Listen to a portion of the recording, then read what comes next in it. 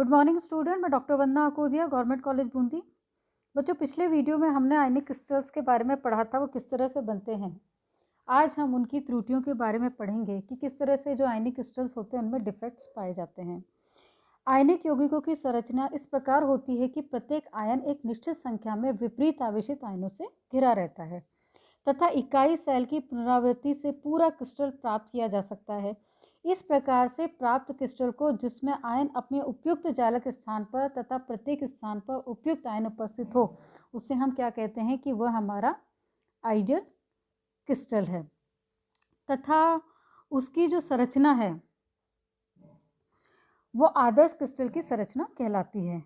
लेकिन यह केवल परम शून्य यानी कि एब्सोल्यूट ज़ीरो पर ही किसी क्रिस्टल की संरचना आदर्श हो सकती है, क्योंकि यदि हम टेम्परेचर थोड़ा भी राइज कर देते हैं तो जो ऊष्मीय कंपन है, या इसको हम कहें इंग्लिश में थर्मल वाइब्रेशंस हो पाया जाता है, जिसके कारण आयन अपना स्थान छोड़कर और अपनी नॉर्मल पोजीशन पे आ जाते हैं। अतः आयनिक जालक संरचनाओं में कुछ कमी आ जाती है, जो उनके भौतिक गुणों जैसे कि वैद्युत तथा प्रकाशीय चालकता है, या डिफ्यूज़न है, या प्लास्टिसिटी है, या हम क्रिस्टलीय सामर्थ्यता की बात करें, रंग है, इन सब में ये चेंजेस लेकर आती है।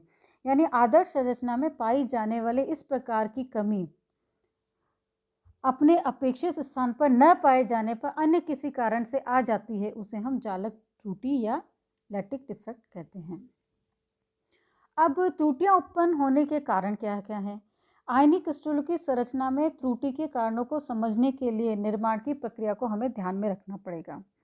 यानी कि गैसीय आयनों में परस्पर निकट आकर संकुलित होकर क्रिस्टल के निर्माण की प्रक्रिया को आरंभ माना जाता है। और क्रिस्टल बनने में एट्रोपी में तो कमी आती ही है, लेकिन जालक ऊर्जा के रूप में ऊर्जा प्राप्त होती है। यानी कि किसी आदर्श क्रिस्टल के लिए जालक ऊर्जा एक निश्चित मान होती है, जिसमें क्रिस्टल त्रुटि में उत्पन्न हो जाने से कमी आ जाती है। दूसरी ओर त्रुटि बढ़ने से एट्रोपी बढ़ती है, जो तंत्र को स्थायित्व की ओर ले जाती है। इस प्रकार गैसीय आयन के क्रिस्टलीय निर्माण में दो परस्पर विरोधी प्रक्रियाएं कार्य करती हैं। प्रथम तो अवस्था वाष्पीय अवस्था है, जिसमें अधिकतम एट्रोपी तथा शून्य जालक ऊर्जा होती है, तथा दूसरी अवस्था होती है हमारी आदर्श जालक अवस्था तथा अधिकतम जालक ऊर्जा व शून्य एट्रोपी। इन दोनों सीमांतीय अवस्थाओं में किसी के बीच किसी त्रुटिपूर्ण जालक का निर्माण हो जाता है। इस प्रकार त्रुटिपूर्ण जालक अधिक एट्रोपी के कारण आदर्श जालक की तुलना में अधिक स्थायी हो जाता है। यानी कि जो हमारा आदर्श जालक है उसके अपेक्षा हमारा जो त्रुटि हुई है क्रिस्टलीय, उसमें वो अधिक स्थायी हो जाएगा। यानी कि क्रिस्टल के एक घन सेमी में इन त्रुटि की संख्या का मान यदि n है तो हम इसको निकाल सकते हैं, n is equal to capital N E की पावर -W/2K/T। यहाँ पर n क्रिस्टल के प्रति घन सेमी में कुल स्थानों की संख्या है। W यहाँ पर त्रुटि उत्पन्न करने के लिए आवश्यक ऊर्जा है, स्मॉल k गैस नियतांक है, और T यहाँ पर परमताप है। उपयुक्त सरलीकरण से स्पष्ट है कि परम शून्य यानी कि जब T इज इक्वल टू 0 है तो क्रिस्टल त्रुटिहीन होगा, यानी आदर्श क्रिस्टल होगा। यहाँ पर जो त्रुटि है वो n इज इक्वल टू 0 होगी, तथा अन्य ताप पर n का कोई निश्चित मान होगा, अर्थात जालक में त्रुटि अवश्य होगी। यानी कि त्रुटियों की संख्या चूंकि तापक्रम बढ़ने और घटने पर घटती व बढ़ती रहती है, इस प्रकार जो ऊष्मा गतिकी जो थर्मोडायनामिक त्रुटियां होती है वो भी जालक त्रुटि दो प्रकार की हो जाती हैं। फर्स्ट होती है नॉन स्टाइकोमेट्रिक त्रुटि, दूसरी होती है स्टाइकोमेट्रिक त्रुटि। नॉन स्टाइकोमेट्रिक में क्या होगा? क्रिस्टल में त्रुटि उत्पत्ति से यदि उसकी स्टाइकोमेट्रिक परिवर्तन आ जाता है तो त्रुटि को नॉन स्टाइकोमेट्रिक त्रुटि कहते हैं। और स्टाइकोमेट्रिक त्रुटि में यदि त्रुटिपूर्ण क्रिस्टल तथा आदर्श क्रिस्टल के मूलानुपाती सूत्र समान हो तो त्रुटियों को स्टाइकोमेट्रिक त्रुटियां कहते हैं। इन त्रुटियों में, इन डिफेक्ट में पाए जाने पर भी क्रिस्टल का सूत्र जो है स्थिर होता है, अनुपात के नियम के अनुसार होगा। और किसी जालक में कोई आयन यदि अपने स्थान पर नहीं रहता है तो उसके कारण क्रिस्टल का जो आवेश है वो असंतुलित हो जाता है।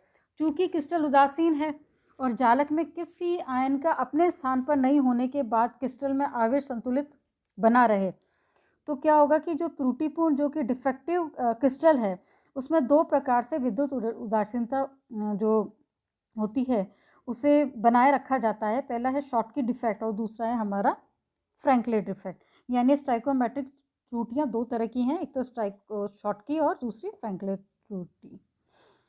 अब शॉटकी त्रुटि में क्या होता है, इसमें किसी आदर्श क्रिस्टल की संरचना निर्माण के लिए आवश्यक है कि आयन एक के बाद एक अपने नियत स्थान पर हो।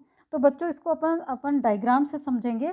तो डायग्राम में आप यहाँ पर देखिए, और जो ये शॉटकी त्रुटि थी उसे 1930 में शॉटकी ने बताया कि क्रिस्टल निर्माण के समय कुछ आयन अपने नियत स्थान पर न रहकर क्रिस्टल के बाहर ही रह जाते हैं, जिसके कारण एक स्थान में रिक्तता आ जाती है। यानी कि एक देखिए, आप डायग्राम के अंदर देखेंगे तो आपको यहाँ पर भी एक रिक्त स्थान मिल रहा है। यहाँ पे एक सोडियम आयन मिसिंग है, यहाँ पर एक क्लोराइड आयन मिसिंग है, उसकी जगह हमें हॉल दिखाई दे रहे हैं।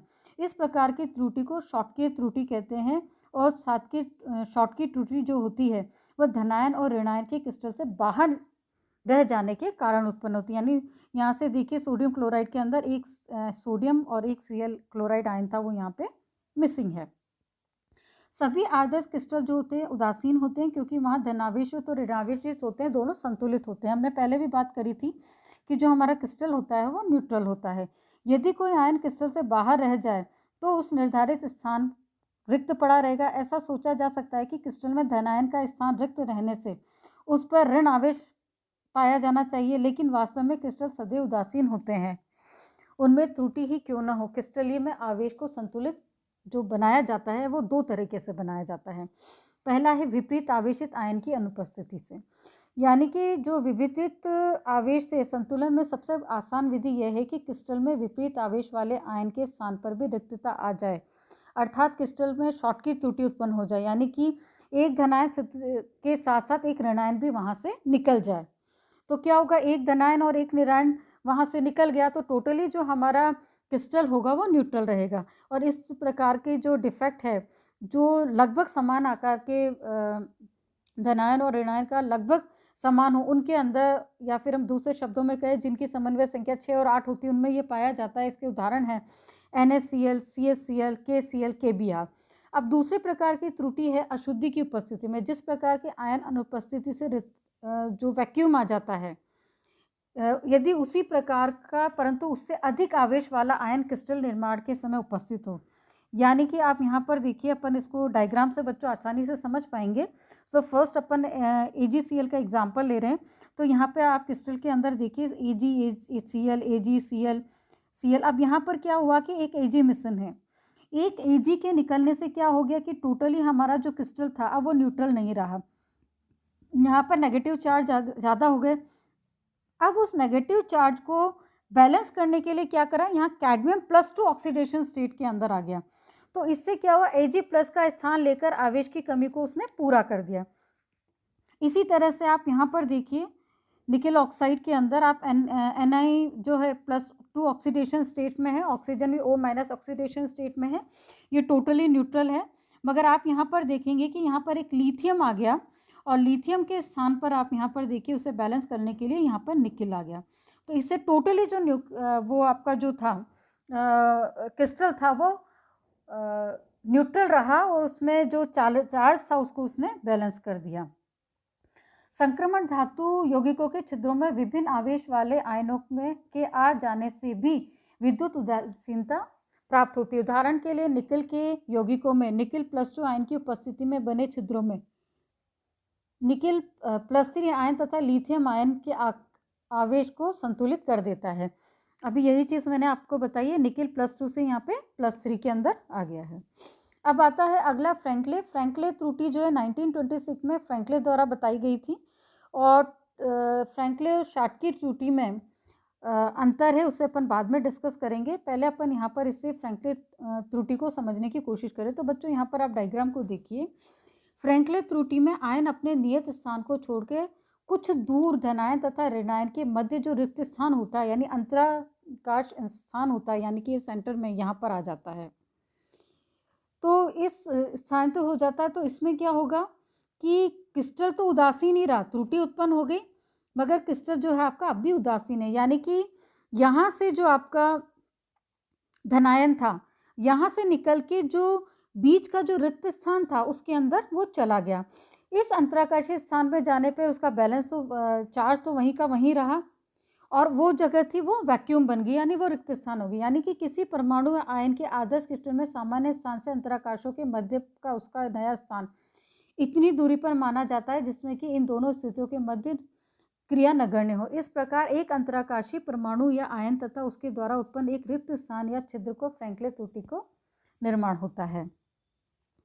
अब फ्रैंकलिन त्रुटि में धनायन और ऋणायन के स्थान से उत्पन्न होती है, लेकिन चूंकि धनायन ऋणायन की अपेक्षा यहाँ पर छोटा होता है तथा अंतराकाशी स्थान भी छोटा होता है, बड़े ऋणायन की तुलना में उपयुक्त आकार के धनायन इन अंतराकाशी जो जगह होती है उनमें आसानी से चले जाते हैं। और इस तरह के डिफेक्ट हमें किस किस में देखने को मिलते हैं, आप यहाँ पर एग्जाम्पल देखिए, copper sulphate, silver chloride, silver bromide, silver iodide, इन सब के अंदर हमें मिलता है। क्योंकि Ag का प्लस है, प्लस इसका जो आकार है वो बहुत छोटा होता है कंपैरेटिवली आयोडाइड से, तो ये रिक्त स्थानों में आसानी से चले जाते हैं, उसे हम शॉर्ट की डिफेक्ट करते हैं। अब बच्चों बात आती है नॉन स्टाइकोमेट्रिक यौगिक, यानी नॉन स्टाइकोमेट्रिक डिफेक्ट्स जो होते हैं वो क्या होते हैं। तो इस प्रकार के जो डिफेक्ट होते हैं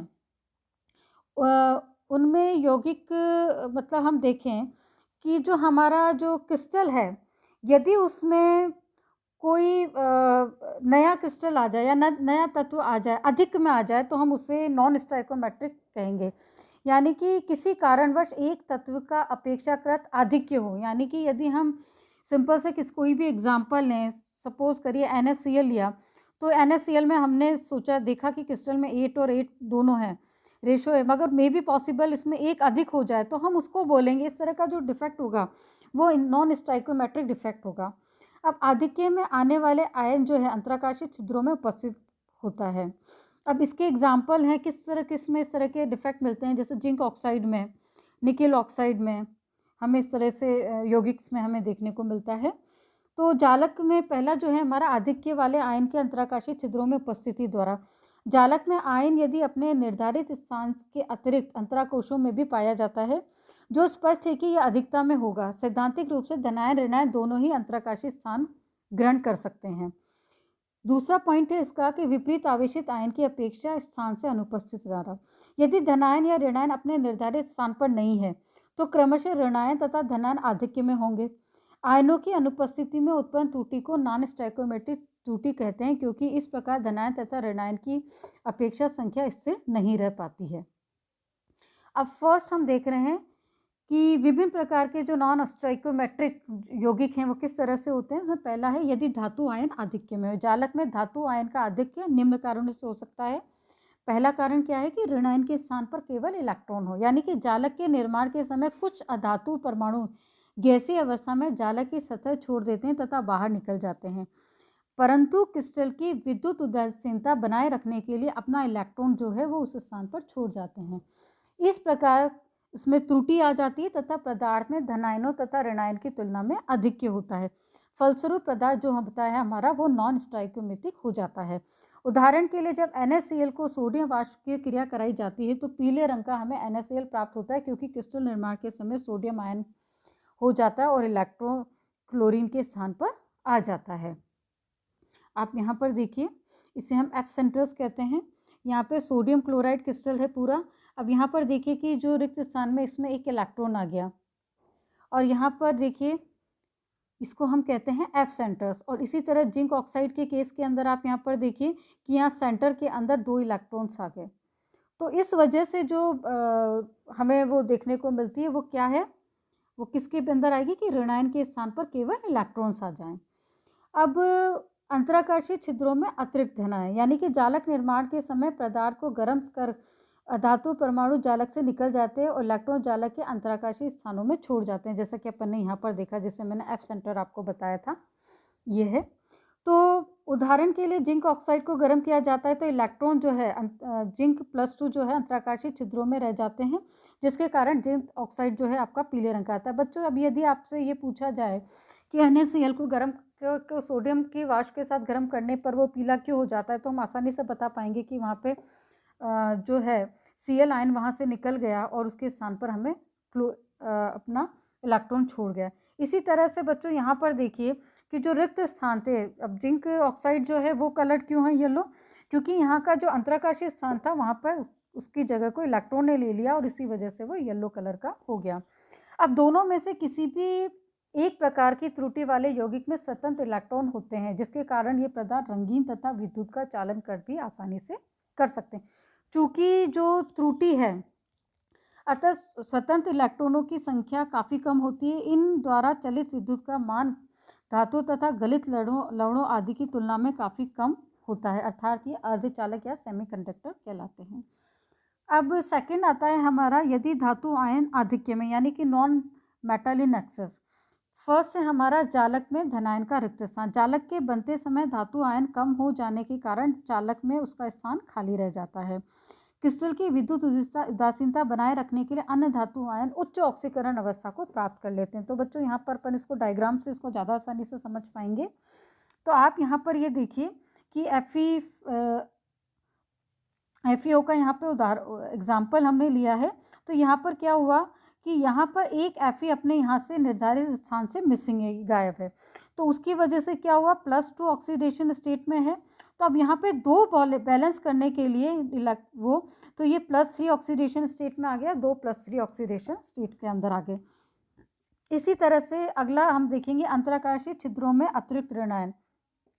यानी कि आप यहाँ पर देखिए हमने सिंपल एग्जाम्पल लिया है कि अंतराकाशीय स्थान है, उसमें क्या होगा कि यदि जालक में अतिरिक्त ऋणायन अंतराकाशीय छिद्रों में अपना स्थान ग्रहण कर ले, यानी कि यहाँ पर कोई नेगेटिव चार्ज आ जाए, तो क्रिस्टल को वैद्युत उदासीन बनाए रखने के लिए जो अन्य आयन है वो अपनी ऑक्सीडेशन स्टेट को क्या करते हैं, बदल लेते हैं। तो ये एग्जाम्पल आप देखिए यहाँ पर जो X है ++ यानी +2 ऑक्सीडेशन स्टेट में अंदर आ गया है।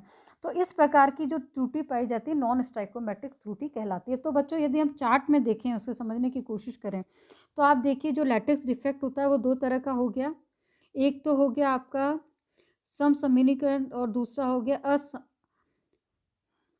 अस्टीरियोकेमिकल डिफेक्ट हो गया। अब ये दो प्रकार का हो गया, शॉर्टकी और फ्रैंकले हो गया। यहाँ पर ये देखिए मेटल एक्सेस वाला हो गया, ये नॉन मेटल एक्सेस वाला हो गया। अब ये जो मेटल एक्सेस है ये भी दो तरह का हो गया, इसमें है ना ऋणायन रिक्तिकाओं की उपस्थिति होगी, अंतराकाशीय धनायन जिन्हें भी अपन ने पढ़ा है। इसी तरह जो धातु आधिक्य की जो त्रुटि थी वो भी दो तरह की होगी, धनायन रिक्तिकाओं की उपस्थिति और अंतराकाशीय स्थान पे ऋणायन। अब बच्चों बात आती है कि जो शॉर्टकी और फ्रैंकले डिफेक्ट है उनमें क्या अंतर है। तो पहला ये है कि जो शॉर्टकी डिफेक्ट होता है, इस प्रकार की त्रुटि उच्च समन्वय संख्या जिनका कोऑर्डिनेशन नंबर बहुत ज़्यादा होता है उनके अंदर मिलती है, जबकि जो फ्रैंकले डिफेक्ट है वो उन ठोसों में अधिक पाया जाता है जिनकी समन्वय संख्या कम होती है। इसी प्रकार सेकंड पॉइंट हम देखेंगे कि इस प्रकार का दोष दर्शाने वाले आयनिक यौगिकों में धनायन और ऋणायन का आकार लगभग समान होता है, जबकि ऋणायन का आकार जो फ्रैंकले डिफेक्ट है उसमें बहुत ज़्यादा होता है। इसी तरह से यही कारण है कि यौगिक की त्रिज्या अनुपात, यानी कि यदि हम R देखें वो भी अधिक होगा, और यही कारण है इन यौगिकों के लिए त्रिज्या अनुपात का मान काफ़ी फ्रैंकले के लिए कम होगा। अब NaCl है, CaCl है, जिनमें समन्वय संख्या का मान 6, 8 है, वो शॉर्टकी त्रुटि दर्शाते हैं, जबकि जिंक सल्फाइड है जिसकी समन्वय संख्या 4 है वो फ्रैंकले त्रुटि दर्शाता है। शॉर्टकी त्रुटि में अधिक समन्वय संख्या के कारण धनायन अपने स्थान से निकलकर बाहर आ जाता है।